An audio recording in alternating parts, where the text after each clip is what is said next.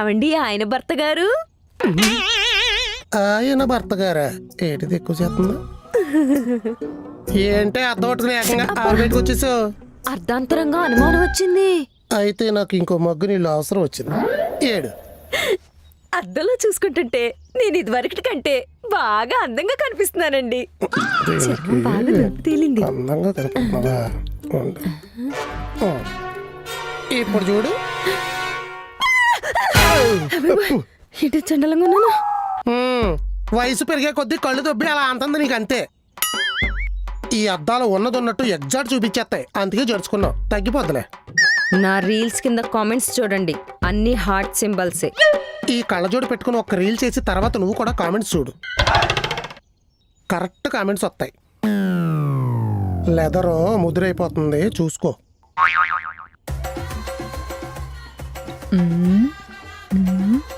ఇది మందం, అందం కాదు.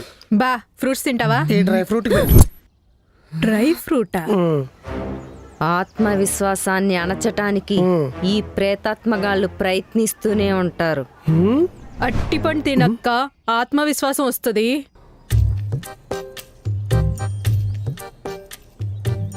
అయినా ఫ్యాన్స్ ఫ్యాక్టే కదా చెప్తారు.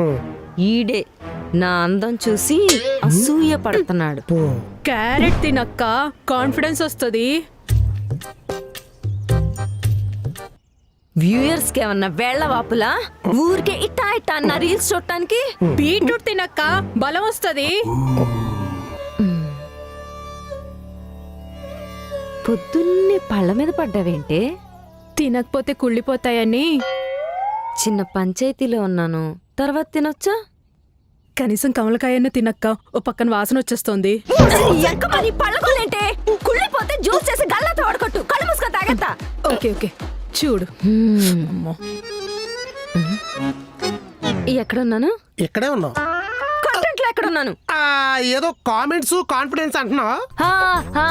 కామెంట్స్ చదువుతుంటే ఎంత కాన్ఫిడెన్స్ వస్తుందో తెలుసా?